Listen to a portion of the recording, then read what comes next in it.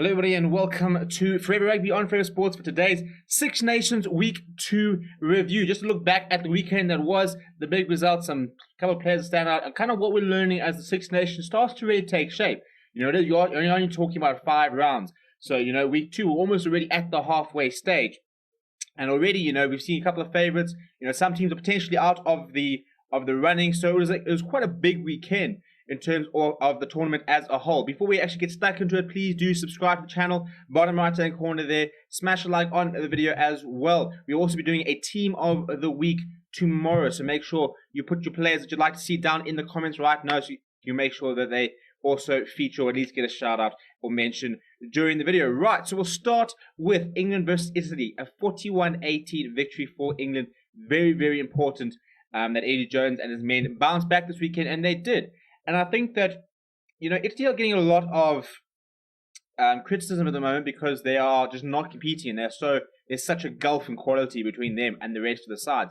But what I will say is that, if you look at the weekend, Italy's defense is their biggest problem. They just cannot compete with the physicality and with the quality of the teams that are playing against them. But on the attack, they're actually looking quite bright.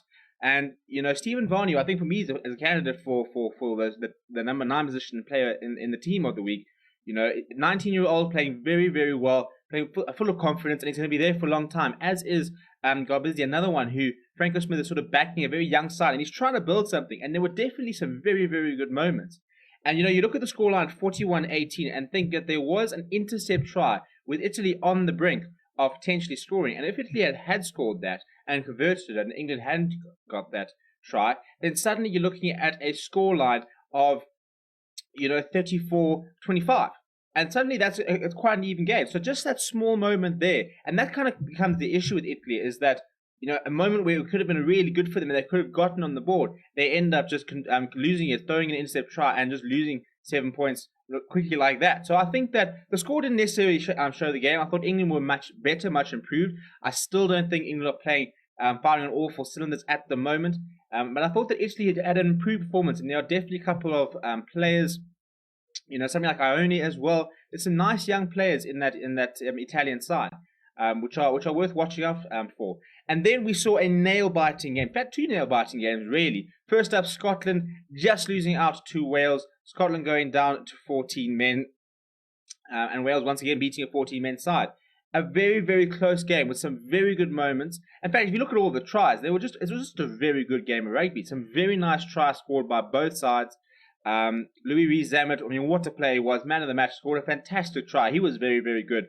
Probably one of the best players of the week. But I thought Scotland showed a lot of promise. And, I think frustratingly, they'll look back and think that had they not conceded the red card, maybe they would have been able to get a second win of the tournament. They're still there, but now they've got a big ask, and that they're going to have to try and beat Ireland and beat Italy and beat France if they are going to try and do something special in this Six Nation. But a very, very good game, and a game which came right down to the last few moments. And another game that came to the last few moments was Ireland versus France. And what for me stood out the most was the fact that Ireland, despite coming down to a few injuries, played very well, in fact, and really disrupted the flow of France. But France just looked too good. Their defense was absolutely immense. Finishing with a 90% tackle success rate is the reason they won the game.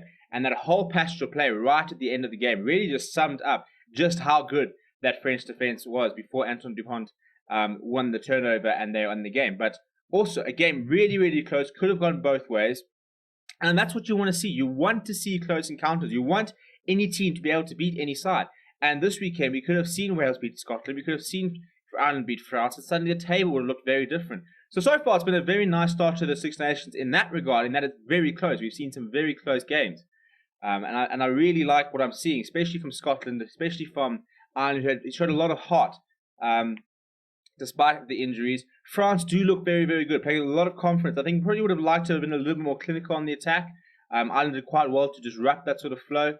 But equally, the France defense was so good that Ireland just didn't really know what to do. They struggled to get over the advantage line. They couldn't really match the physicality of the French. Bernard Leroux and Paul Willemse in that middle row. Greg Aldrich, it's some big players in that French pack. And they were very, very good. It's a very heavy pack. It was well over 900 kgs. And their physicality just was unmatched. The Ireland just could not get over the line. With the exception of the likes of sometimes Ringler finding a gap or CJ Stander just muscling his way over. It really was a phenomenal physical effort by France itself. So you have to have a look at the log in terms of where we stand. France at the top on points difference thanks to their thrashing of Italy. They're on 9 points, joined by Wales, who have gotten 2 maybe messy wins, but at the end of the day, they're still wins. And regardless of the situation, they are joint top of the log. And if they can just sort out a few things, the fact that they came back from behind, also will really sort of boost their confidence. And I think there's a couple of players who are starting to come into their own. Something like a Reece Hammond, who I thought was just brilliant. You're on England 6 points, so they're still in the running. Can't afford to slip up again in the competition. Scotland on 5 as well, so still in the running. Will lead to something special. Italy, 0 points after 2 games, and make it 2 points difference, -16. And Ireland, 2 games, 2 losses, not what they would have liked. And I think just frustrating that discipline is probably a bit of an issue for them. And I think just missing a couple of big players, which hasn't really helped. The injuries playing a big part. I mean, even yesterday. I mean, in the Ireland game yesterday. Just after half time, suddenly they had 3 HIAs. So really struggling in terms of injuries are Ireland, but still fighting very hard regardless. And look, chances are that's them out of the running, being 7 points behind. But as I said, I think we are in a situation with between the 5 teams, it's all quite close. So lots of games can go very different ways. So you can never count anybody out. But in terms of your fixtures for the coming week, we've got Italy taking on Ireland. So Ireland will hopefully be able to get off their campaign off a bonus point win. There would put them up to 7 points. And then, you kind of hope for a couple of upsets. Wales are playing England. So if England beat Wales, for example, they can go up to 11 or 12. They can go up to 10 or 11 points. So suddenly Ireland could be, 5 points behind the lead. And then France taking on Scotland. So if Scotland could, pip France, then suddenly the entire, table levels out. So this is why, as I said, it's quite a close 6 nations. And you'll hope to actually see a really good performance from Scotland. And Wales and England could be a very vital game, because if Scotland could do something special, or if England beat Wales, then France can either extend their lead at the top, or suddenly we could be looking at a situation where this could come down to the last few games, which is what we want to see. So yeah, look, overall, I just thought it was a very close game of weekend rugby. I thought all teams showed a marked improvement from last week, which you would expect, but it's not always a guarantee.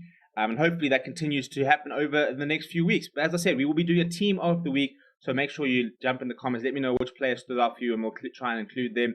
We'll also be doing 5 things we learned, which will be out on Wednesday. So make sure you keep it locked on Forever Sport. Subscribe to the channel, smash a like. My name is Steven, and I'll chat to you soon.